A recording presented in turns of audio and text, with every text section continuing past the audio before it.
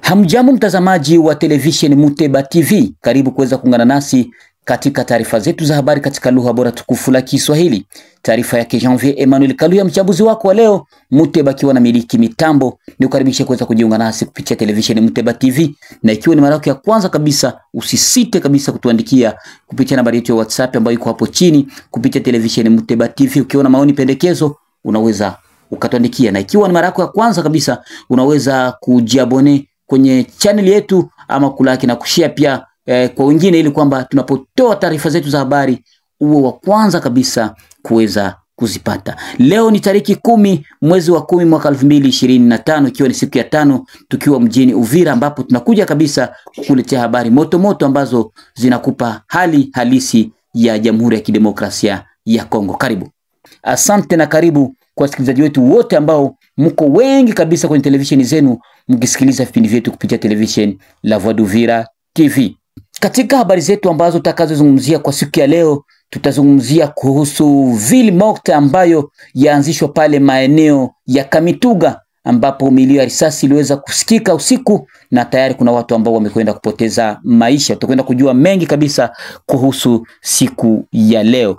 Na hiyo siku ya 4 majira ya usiku saa 2 huko maeneo ya Kiliba, milio ya risasi ilikwenda kusikika. Utakwenda kujua kisa na sababu ya milio hiyo ya risasi. Na hapa Uvira, mzalendo aliyekuwa amepelekwa nafasi isiyojulikana, sasa mwili wake wa ugoto akiwa maiti. Utakwenda kujua mengi kabisa kuhusu siku ya leo. Mimi na wewe mwanzo hadi mwisho katika habari zetu za siku ya leo.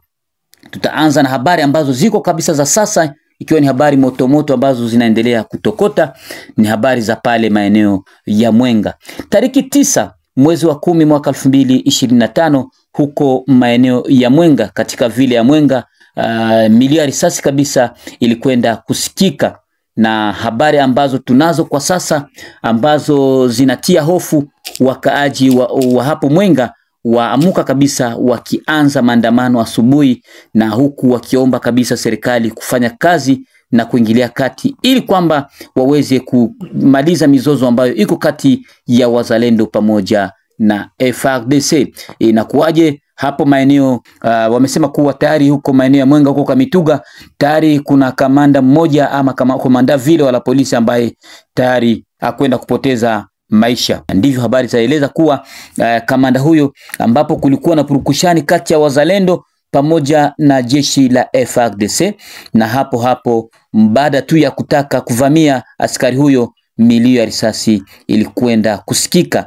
na baada ya risasi hizo kwenda kusikika mpaka pale asubuhi, milio ya risasi ilikuwa ikisikika kabisa, na ilikuwa ni mapambano makubwa kati ya wazalendo pamoja na jeshi la FARDC. Kwa hiyo nakuomba ufuatilie kabisa namna gani hali hiyo usiku ilivyokuwa hapo maeneo ya Mwenga.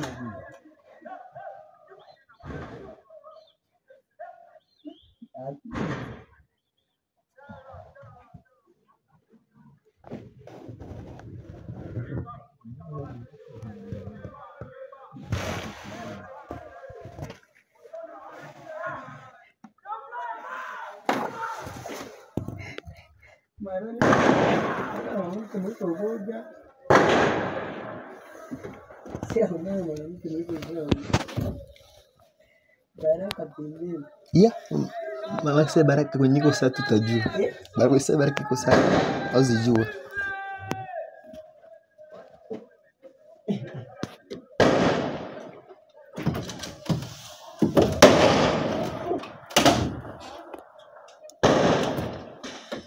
Bora kwa sawa wali. Kama pia. Apa sih? Muhimu.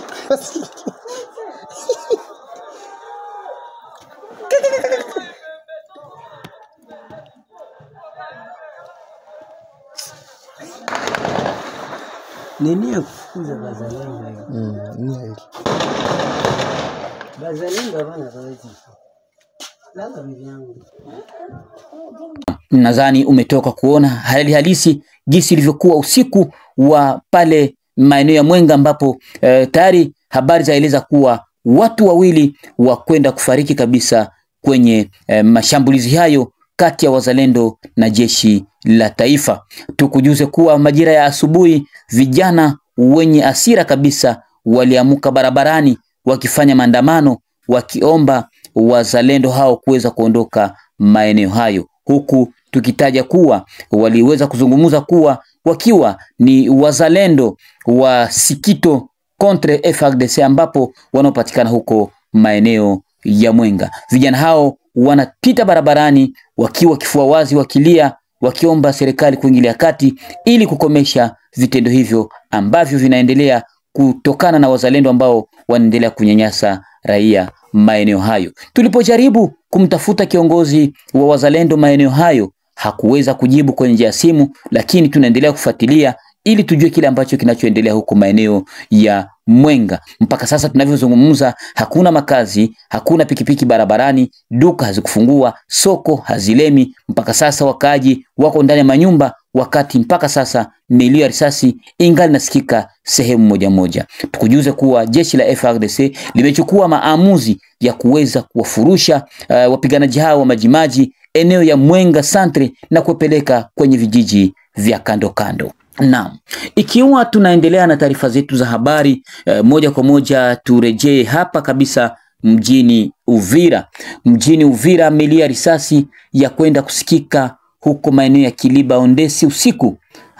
Kisa na sababu cha milio hiyo ya risasi, habari zaeleza kuwa ni wazalendo ndio ambao waliotandika risasi hiyo. Habari zaeleza kuwa ni kutokana tu na jenerali wa wazalendo rasmi ambaye aliyekaa miaka 10 akiwa porini, ambaye akwenda kuonekana General Majoro autoproclame Nyerere akiwa kwenye pori sasa yapata miaka 10. Ameweza kupokelewa hapo maeneo ya Kiliba, wakati amepokelewa na wanajeshi pamoja na raia wengi kabisa wakija kumlaki. Nyerere ni miongoni mwa viongozi wa wazalendo ambao wanaotumika katika masilahi ya raia, na huku alikuwa katika pori yapata sasa miaka 10 sasa tangu wazalendo wa wasili hapa mjini Uvira, na nafasi zingine alikuwa bado kuwasili. Amepokelewa kwa heshima huko maeneo ya Kiliba, na hii ni sababu moja ambayo ilisababisha kuweza kukaribishwa kwa risasi ambazo ziliweza fyatuliwa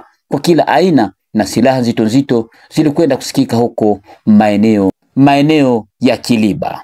Mzalendo Mlerwa akiwa ni kamanda wa wazalendo hapa mjini Uvira akwenda kupoteza maisha yake. Huyu alipelekwa nyumbani kwake na watu wasiojulikana yapata sasa wiki moja. Mwili wake umegunduliwa ukiwa wenye kufariki, na baada ya hapo walitaka kufanya uchunguzi ili kujua kile ambacho inakuwa ni chanzo cha kifo hicho. Mpaka sasa hakijagundulika, kwa sababu Mlirwa alikuwa ni kamanda wa wazalendo na pia alikuwa ni miongoni mwa viongozi wa maasosiasyon ambazo zilikuwa zikitetea haki za kibinadamu, lakini aliweza kuchukuliwa nyumbani kwake na watu wasiojulikana na kuweza kupelekwa porini. Lakini cha ajabu, nafasi moja mwili wake umekutwa wenye kufariki, na kwa sasa mwili wake unapatikana kwenye hospitali kuu ya Uvira ama kumorge, ambapo wamekwenda kuhifadhi. Tukujuza kuwa mashirika za kiraia zaingilia kati swala hilo na kuomba serikali ifanye liwezekanalo ili kufanya uchunguzi na kugundua wale ambao wanaendesha vitendo hivyo wahukumiwe kabisa kulingana na sheria, na serikali ifuate mkondo wake. Asante sana mtazamaji wetu, na hapa ndipo tunafika mwisho kabisa wa taarifa zetu za habari katika lugha bora tukufu la Kiswahili.